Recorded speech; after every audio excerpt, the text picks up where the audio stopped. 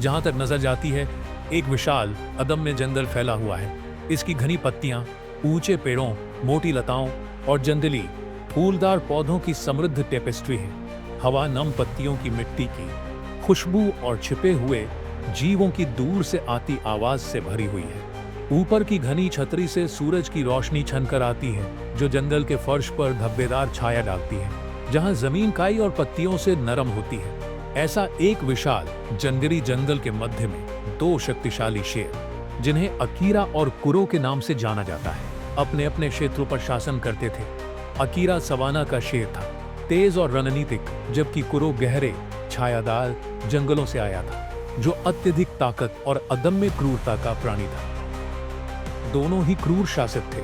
उन्हें अपने क्षेत्र पर गर्व था और दोनों का मानना था कि वे ही पूरे जंगल के असली राजा हैं। एक भाग्यशाली दिन जंगल की प्राचीन और बुद्धिमान राजा जहरा, जो अपनी शाही उपस्थिति और निष्पक्ष शासन के लिए जानी जाती थी, ने अकीरा और कुरो को एक चुनौती भेजी। उसने दशकों तक जंगल पर शासन किया था, बुद्धि और न्याय के साथ उसका मार्गदर्शन किया था और अपनी चौकस निगाहों के नीचे रहने वाले हर प्राणी का सम्मान अर्जित किया था। उसकी ताकत निर्विवाद थी और उसका शासन संतुलन और सद्भाव का था। फिर भी एक नए राजा के उदय का समय आ गया था और जहरा को लगा कि अब पीछे बैठकर इन युवा शेरों को प्रभुत्व के लिए लड़ते देखना पर्याप्त नहीं था।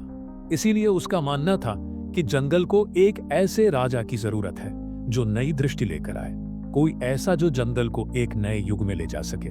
लेकिन वह जानती थी कि यह केवल ताकत, बुद्धि और दिल की परीक्षा के माध्यम से ही हो सकता है। जहरा की चुनौती यह सुनिश्चित करने का एक तरीका था कि जो कोई भी ताज का दावा करेगा, वह न केवल शक्तिशाली होगा बल्कि जंगल को एक उज्जवल भविष्य की ओर ले जाने के लिए पर्याप्त बुद्धिमान भी होगा। फिर अकीरा और कुरो जहरा के इरादों से अनजान चुनौती की दहलीज पर खड़े थे। दोनों को लग रहा था कि उनकी किस्मत बदलने वाली है।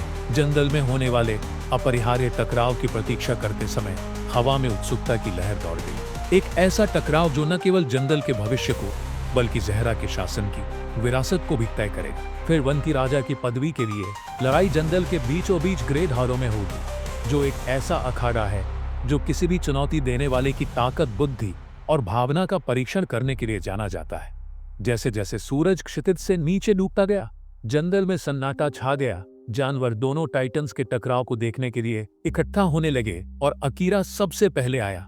उसका चिकना सुनहरा कोट चांद की रोशनी में चमक रहा था जब वह मानसिक रूप से लड़ाई के लिए तैयारी कर रहा था। और कुरो अपनी काली अयाल और प्रभावशाली उपस्थिति के साथ अगले में प्रवेश किया। उसकी दहाड़ ने पेड़ों को हिला दिया, जो उसकी कच्ची शक्ति और मौलिक क्रूरता का प्रमाण था। उसे रणनीति की कोई आवश्यकता नहीं थी। उसकी ताकत अकेले ही उसे चुनौती देने वाले किसी भी दुश्मन को कुचल सकती थी। और जहरा मैदान की ओर देखने वाली एक ऊंची चोटी पर बैठी गहरी आदेशात्मक आवाज में बोली, इस जंगल का सच्चा शासक बनकर ही कोई इस जगह को छोड़ेगा। और फिर लड़ाई का फैसला ताकत के साथ साथ दिल से भी होगा। और दोनों बिना कुछ कहे, दोनों शेर एक दूसरे पर हमलावर हो गए। अकीरा बिजली की तरह तेज किनारे की ओर मुड़ गई। कुरो के विशाल पंजे से उसकी ओर झूलते हुए बच गई। उसने तेजी से प्रहार किया और उतनी ही तेजी से पीछे हटने से पहले कुरो के पार्श्व भाग पर कई तेज वार किए। क्रोधित होकर कुरो ने अपने पंजों से वार किया, जिससे अकीरा को दूरी बनाए रखने पर मजबूर होना पड़ा। फिर लड़ाई तेज हो गई।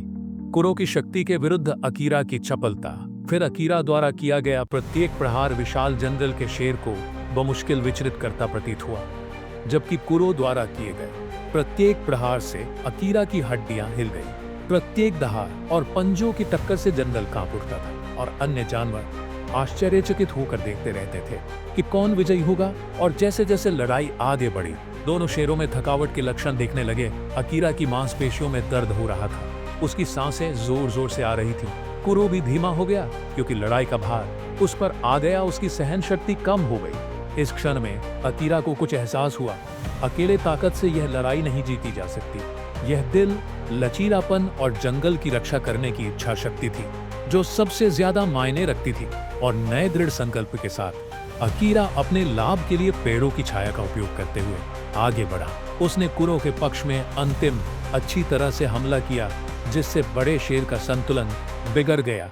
कमजोरी के उस क्षण में अकीरा ने कुरो को जमीन पर पटकते हुए झपट्टा मारा, लेकिन घातक प्रहार करने के बजाय वह बोला कि फिर अकीरा ने कहा, सत्ता किसी राजा का पैमाना नहीं है, एक राजा का दिल उसे मजबूत बनाता है, न कि उसके पंजे या दांत। फिर कुरो भारी सांस लेते हुए अकीरा की नजर से मिला। वह अकीरा की आंखों में सच्चाई देख सकता था। लड़ाई प्रभुत्व के बारे में नहीं थी, बल्कि नेतृत्व के गहरे अर्थ को समझने के बारे में थी। फिर ऊपर से देख रही जहरा ने सहमति में सिर हिलाया। तुम अपनी उम्र से ज्यादा बुद्धिमान हो अकीरा, उसने कहा, और तुम कुरो एक योद्धा का दिल रखते हो। साथ मिलकर तुम जंगल में संतुलन लाएंगे। फिर अंतिम गुर्राहट के साथ कुरो ने अपना सिर झुकाया, अकीरा को असली राजा के रूप में स्वीकार किया। लड़ाई खत्म हो गई थी, लेकिन जंगल का भविष्य सुरक्षित हो गया था। अकीरा, जिसे अब वन राजा का ताज पहनाया गया, ने ताकत और बुद्धि के साथ शासन किया, जबकि कुरो उसके पक्ष में खड़ा था। उस राज्य के लिए शांति और सुरक्षा सुनिश्चित कर रहा था, जिसे वे दोनों प्यार करते थे। और इस प्रकार जंगल में एक नया युग आरंभ हुआ। जहां पहले संघर्ष और प्रतिस्पर्धा की दहाड़ें गूंजती थीं, वहां अब सहयोग और सामंजस्य का संदेश था। अकीरा और कुरो, जो एक समय एक दूसरे के खिलाफ थे, अब एक साझा उद्देश्य के लिए खड़े थे। यहाँ तक हमारा सफर खत्म नहीं होता, अभी बहुत कुछ बाकी है। ऐसे ही मजेदार वीडियो देखने के लिए हमारे साथ जुड़े रहे और हमारी चैनल की सब्सक्राइब करें।